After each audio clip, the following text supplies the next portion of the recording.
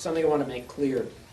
Uh, you know, when we talk about evolution, we're talking about change through time, and evolution does happen. If you look at the fossil column, you look at the geological column, you'll find that at different times of history of the world, you had different organisms. So evolution takes place. The question is, what drives the evolution? What causes speciation? Where do new species come from? What is the driving force behind it? And the bigger question is, where did life come from originally?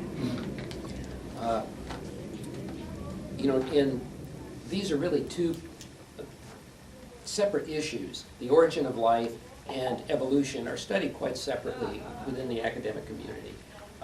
Origin of life researchers generally don't focus on evolution. People involved in evolution generally don't focus on origin of life.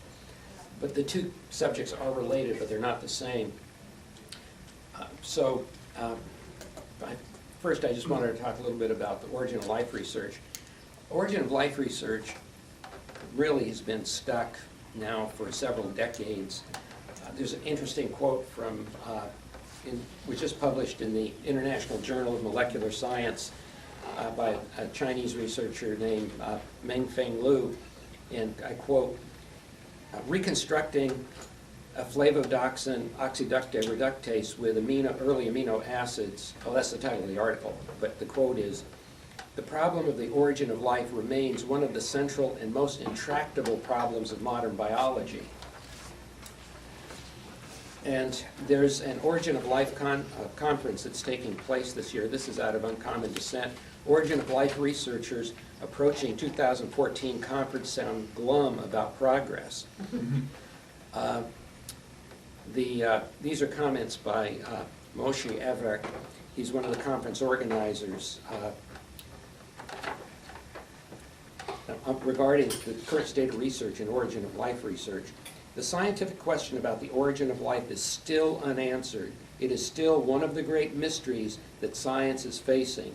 We all accept 1924 ideas of operant, according to which life originated from inanimate matter through a long series of step-by-step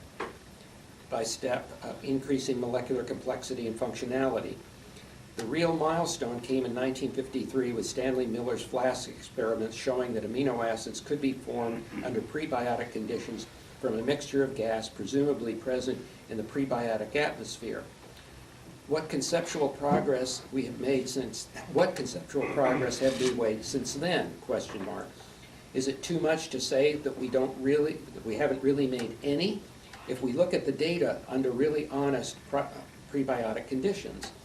And the real answer is no. Of course, you know, the Stanley Miller Harold Urey experiments from the early 50s have been discredited now anyway. They know that they had the wrong mixture of gases.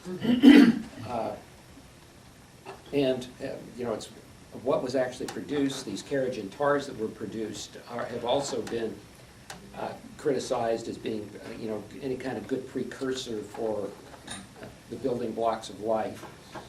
Adding to this, Avrek said, adding to this situation is not, this situation is not due to a shortage of means and financing in the field, but to a real lack of difficulty to conceive conceptually how this non-living, living passage really took place is a problem. This is perhaps a too provocative way to introduce the Origin of Life workshop, which will take place at the International Institute for Advanced Studies of Japan in July 2014. In fact, while the larger meeting should shed light on new results and progress, the purpose of the Origin of Life workshop is to indicate instead the shadowy, unanswered aspect of the field. So basically, what's happened is the Origin of Life research is stuck. They, you know, as the more we've studied the origin of life, the more intractable the problem is becoming. And after, you know, you see these headlines in papers of, you know, they study a geothermal vent in the bottom of the ocean or something, and they find life around it, and this is supposed to you know, somehow be a new route to, you probably, you know, to the origin of life. You've probably seen that article. They bring that article out or an article on that subject out every year for the last 20 years. And it always turns out, though, that these lead nowhere. But anyway, so that's where we are with the origin of life.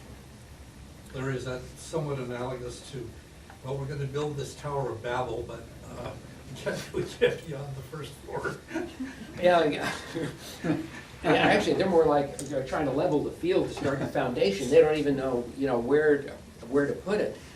As you know, different ideas have been looked at and investigated. They're all leading to dead ends. So when you have dead end after dead end, where do you go? Right now, they're theoretically at a dead end, and they're expecting a breakthrough, but they've been expecting this breakthrough now for 80 years, really. But We know, it's hiding. yes, the origin of life is hiding, like with space aliens. Oh, and along that line,